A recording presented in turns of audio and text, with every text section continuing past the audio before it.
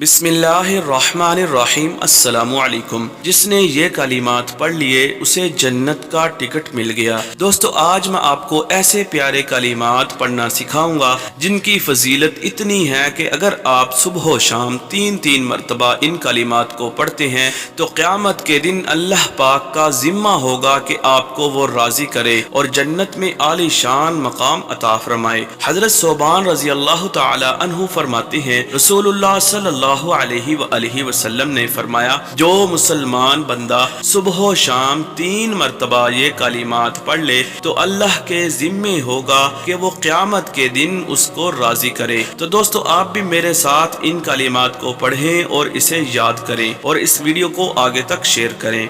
رضیت باللہ ربا وبالاسلام دینا وبمحمد صلی اللہ علیہ وسلم نبیہ۔